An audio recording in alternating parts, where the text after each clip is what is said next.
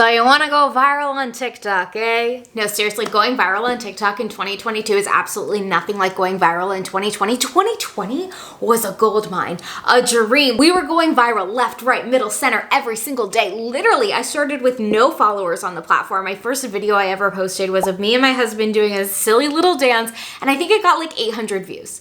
Maybe more or less, I don't know, but it's absolutely ridiculous because now, flash forward to 2022 where I have 21,000 followers and I can post a video and only get 200 views sometimes. That is insane. Like, that shows you how much the algorithm has changed. And I see content creators and business owners get frustrated as they try to navigate the algorithm and the app updates and the changes. And so what I want to do for you today is give you a strategy that you can use no matter what happens to the algorithm, no matter how the app updates or changes, because you don't need to live in the world where you're frustrated by these things. I have seen so many content creators who have posted videos being frustrated about the algorithm, who've posted about how they're leaving TikTok, they're taking 1-2 week breaks, trying to go to Instagram Reels or YouTube Shorts, trying to navigate where they're going to get seen. And it's a really frustrating spot to be in when you're like, I'm putting so much effort into this 7-second video with all of these transitions, this 15-second video. And then when TikTok was like, hey, you know what? We're done with short form. We're going to do long form. Now creators are creating 3-minute videos, 10-minute videos. They're putting all this time and energy into this platform and they feel really frustrated when they're not really rewarded for those efforts. And like, fair enough, same, me too. And like, you know, there's so much advice on post 3 times a day, post 7 times a day, post once a week. It's hard to navigate, especially when the app itself is kind of updating different changes and announcing different ways. I mean, TikTok has been growing massively over the past 2 years. And with it, it's had a lot of changes to its algorithm. Like I said, short form content, long form content. Now it's really pushing that you use search engine optimization, and they're going to be treating TikTok more like a search engine site and prioritizing people who have very descriptive captions. The latest one being that you can write really long captions, which me and my content creator friends are like, oh no, this is horrible. We were so excited we didn't have to post on Instagram and do long captions anymore. Then TikTok is coming to mess us up. And so if you're frustrated by all these things, there is a strategy, there is a solution. And it makes me sad to see creators go from TikTok and feeling frustrated by low views. Instead of blaming the TikTok algorithm, bear with me for a second, because obviously they taunted us with a very beautiful version of reality and then took it away swiftly after 2020, and they realized people were loving their app and addicted to it. But let's pretend for a second that maybe it's our fault that we're not getting views. And I hate that. I hate that a lot because I don't want to think that I'm doing something wrong. But let's think about, I don't know if I love Gary Vee or not. I'm kind of undecided on him. But one of the things that he talks about is how people from maybe my generation, maybe millennials, Gen Z, whatever, like we want to do things fast. We want to grow really, really fast. We want instant results and we want that instant gratification for our hard work, which is true. I post a video, I want immediate feedback on if that video is about to go viral. Even when TikTok started to slow down and say, you know what, we're not going to give you instant virality. We're going to bleed it out over a longer amount of time, and your video can sit at 0 views, 5 views for an hour, 2 hours, up to 5 hours, even longer, right? That's frustrating. But what Gary Vee also said is we take shortcuts because we want that fast growth, that 6 figures in 6 months, that 20,000 followers in a day, right? That leads to shortcuts. And he prides himself on doing things long and slow because the longer and slower he goes, the more sustainable his growth becomes. So that's our first perspective shift we have to have when it comes to these platforms. You do not want to grow fast and steadily die off. And I think that's what's happening with content creators right now. They had that fast growth, that 700,000 followers, million followers, 130,000 followers come very quickly, and then it fell off, and now they're frustrated because they had that gratification and now it's gone, so they feel like they're in a flop era and they're doing something wrong, which is not true at all. What's happening is kind of the world is stabilizing itself, and we're coming into this question of, can you maintain long, steady, slow growth? And if you want to be one of those creators who has long, steady, slow growth, we come back to the question, are you at fault for your low views? Because if you want to sustain any app change, any algorithm change, anything like that, you have to create a community that loves you and your content and your brand. And I think a lot of people get stuck on this where they're like, well, that means I need to niche down. If I want more views, I gotta talk to a very specific person. And I can even get in my own head. When I first started my platform, I was like, okay, well, I'm gonna teach people how to start a business. All people want from me is that kind of content, marketing content, sales content, how-to content. And that's what I pumped out. And that's what went viral. But that's not all I am. I'm a business coach. I'm a life coach. I'm a dog vlog mom, I'm a friend, I'm a person with a lot of opinions about a lot of things. I have ADHD, I like planning, I like The Sims, I like watching Netflix, I like House of Dragons. Like, I have so many passions beyond just the business that I have. And the thing about TikTok is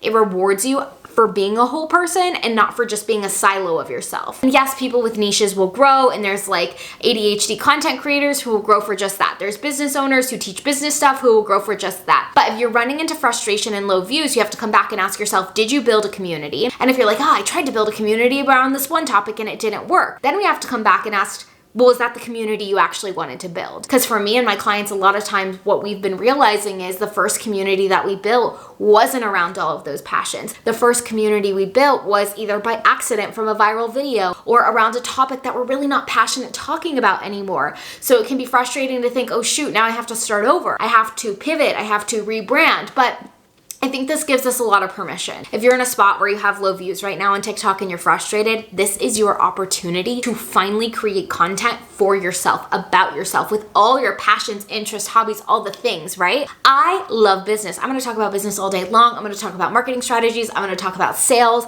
I'm gonna talk about all of that, but I'm also gonna talk about my life. And I'm gonna vlog, and I'm gonna share the behind the scenes of how I'm thinking. I'm gonna share my struggles way more than I have before, and all of those things I felt like I couldn't do before. And so if you wanna know like the actual strategy behind building a community, it all comes down to being a micro celebrity. And I researched micro celebrity strategies in grad school, wrote a 50-page paper on how to use them and grow a business. And the really cool thing is it's very dependent on building a community and having loyal fans in a very specific group of people who know you and all about you.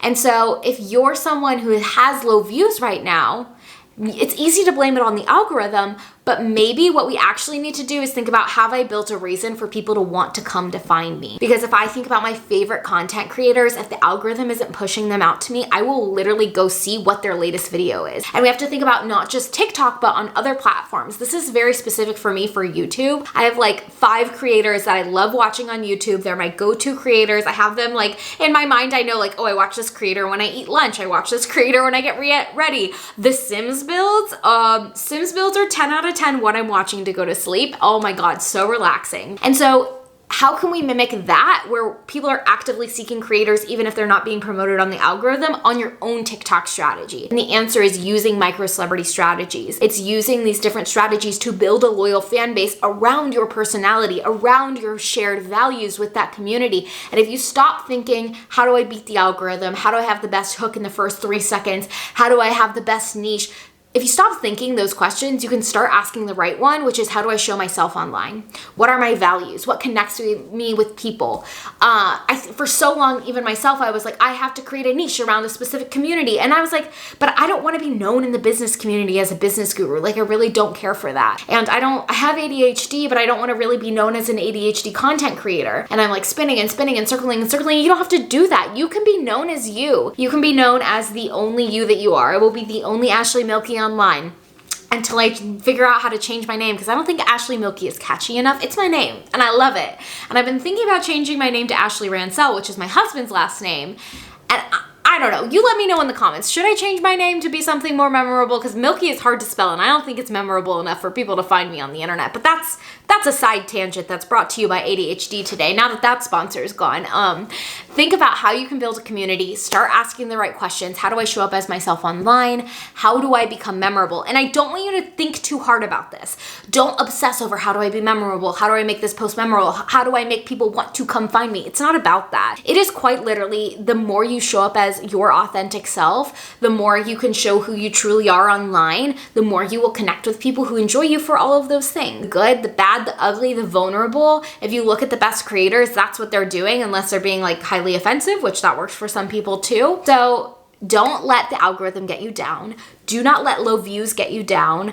If you're like thinking about it in a sales context, I have clients who have made literally 6 figures with less than 600 followers. If you're thinking about it in a content creator context and you want to land brand deals, I have clients who have less than 300 followers and they've landed brand deals before. Like, anything is possible. So don't let that get you down. And if it's getting you down, start finding stories of people who've done it at your level, so that way you can feel expanded and see that it's possible for you. But on the other side of it, is think about that community. Think about the people that you want to hang out with you, and not from like how we often think of it in business terms, like who am I going to serve? How is this content going to serve them, right? Because that gets us into a zone of creating content for people that aren't us. And the more you create content that makes you feel creative and inspired, the more you're going to pull in the right people. So not who are you going to serve, but who do you want to celebrate you? If you were to invite a crowd of people to an event, who would you want in that audience? Because that's essentially what social media is. If you need more help figuring out how to build micro celebrity strategies, how to build a community,